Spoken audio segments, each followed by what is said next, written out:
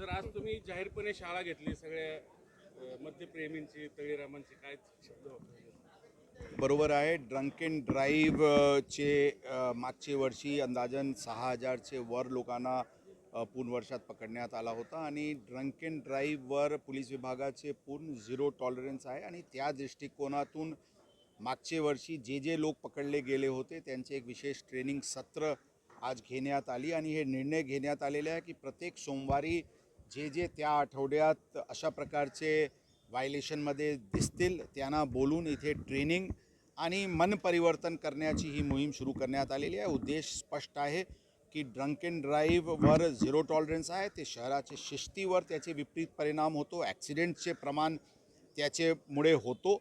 म्हणून हे पूर्णपणे बंद करू आणि पुणे शहरात पुढच्या काळात कोणीही दारू पिऊन वाहन चालवणार नाही ही उद्दिष्ट आम्ही स्वतः आमच्यासाठी आमचे पोलीस दलांसाठी ठेवलेली आहे आणि जे काही शक्य असतील त्यावर करू आणि अशा प्रकारचे व्हायलेशन बंद करू. त्याचबरोबर जे ट्रिपल सीट आणि रॉंग साईड चालवणारे जे व्हायलेशन्स आहे त्याचे व्हायलेटर्सची पण अशा प्रकारची ट्रेनिंग सत्र पुढच्या काळात ट्रेनिंग आणि मन परिवर्तन सत्र पुढच्या काळात आम्ही घेणार आहे आणि शहरात वाहतुकीचे शिस्ती आणण्याच्या दृष्टिकोनातून आणि ॲक्सिडेंट्स चे प्रमाण कमी करण्याच्या दृष्टिकोनातून ही मोहीम सुरू केलेली. आज मोठ्या प्रमाणात लोक होते आणि मला विश्वास आहे की याचा एक चांगला परिणाम त्यांच्यावर आणि इतर हे सगळ्यांनी बघून डिटरन्स दुसऱ्यांवर होईल की अशा प्रकारचे चुका ते करणार नाही.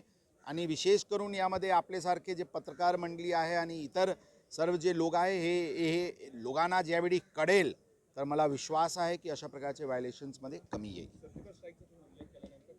सर्जिकल स्ट्राईक सांगायचे उद्देश असा आहे की जशा आम्ही प्रोॲक्टिव्ह भूमिका घेतलेली आहे, लोकांना इथे बोलून त्यांना समजावून सांगणे, त्यांचे ट्रेनिंग सत्र घेणे. आता आम्ही निर्णय घेतलेली आहे की मोटर वाहन कायद्याअंतर्गत जे काही पॉवर आम्हाला आहे त्याचे वापर करून याचे आणि ट्रिपल सीट व्हायलेटर्सची वाहन जप्ती करून त्या लायसन्स कॅन्सल करून अशा प्रकारचे वेगवेगळी कायद्याचे वापर आम्ही कायद्याचे प्रोव्हिजन्सचे वापर आम्ही करणार आहे आणि खरं अर्थाने सर्जिकल स्ट्राईकच आहे. जे काही शक्य आहे ते करणार आम्ही, परंतु पुणे शहराला ही अशा प्रकारचे व्हायलेशन्स हद्दपार होईपर्यंत आम्ही गप्प बसणार नाही. सर जे अपघाताचं प्रमाण आहे ते 40% आपण कमी करणार आहे म्हटलं तर नेमक्या काय काय उपाय जे त्यामध्ये जे ड्रंक अँड ड्राईव्ह सांगितले, ट्रिपल सीट सांगितले, याचे व्यतिरिक्त जे हॉटस्पॉट्स आहे ते हॉटस्पॉट्स आम्ही आयडेंटिफाई केलेले. अशा प्रकारचे 20 ते 22 हॉटस्पॉट्स आहे जिथे ॲक्सिडेंट्सची प्रमाण जास्ती आहे. त्या स्पॉट्सला ट्रॅफिक इंजिनिअरिंग सोल्युशन्स काय आहे किंवा एन्फोर्समेंटमध्ये काय वाढ करायची आहे किंवा त्या परिसरात आणखी काय काय उपाययोजना करणे गरजेचे आहे, अशा प्रकारचे ब्लॅक स्पॉट्स मॅनेजमेंटसाठी आम्ही विशेष उपाययोजना केलेली आहे. जे व्हायलेटर्स जास्ती जे आरोपी आहे यामध्ये ट्रान्सपोर्टर्स, हेवी व्हेकल्स असतील, डंपर्स असतील, रेडी मिक्स असतील, अशा प्रकारचे वाहनांकडून उल्लंघन होऊ देणार नाही.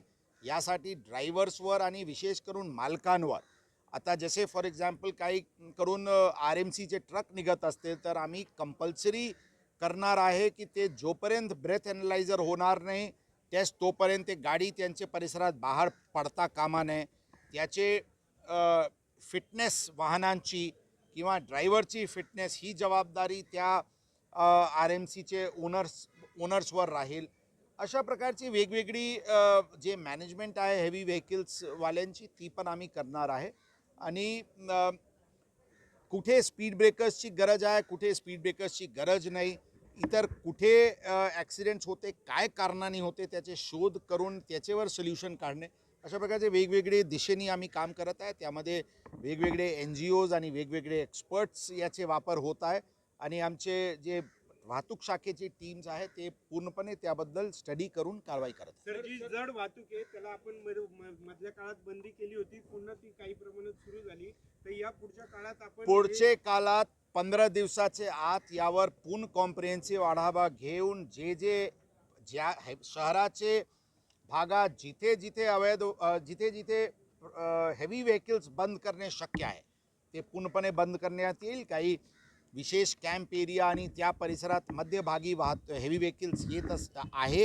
अशा दिसलेल्या, त्याबद्दल आमचे विचारविमर्श सुरू आहे त्यांना पूर्णपणे अशा प्रकारचे हेवी व्हेकलला बंदी घालण्यात येईल. महाराज होते आता त्यांनी म्हणले की मी ड्रंक अँड ड्राईव्ह केली नसता माझ्यावर कारवाई झाली. त्या कारवाईकडे तुम्ही कसं बघता आणि अशा जे नागरिक असतील त्यांना काय आव्हान करता? ट्रान्सपेरन्सी, पारदर्शकता आणि आमची जी भूमिका आहे ती स्पष्ट आहे. आम्ही पारदर्शक आहो. काही कारवाई करताना काही चूक होण्याची शक्यता नकारता येत नाही. जर चूक झाले असतील त्यावर आम्ही पोलीस दलांचे वतीने त्याचे आम्ही अपॉलॉजेटिक आहे. त्यांना चूक आम्ही मान्य करणार आणि करेक्टिव्ह जे काही स्टेप्स आहेत ते आम्ही घेणार. ही भूमिका आमची स्पष्ट आहे.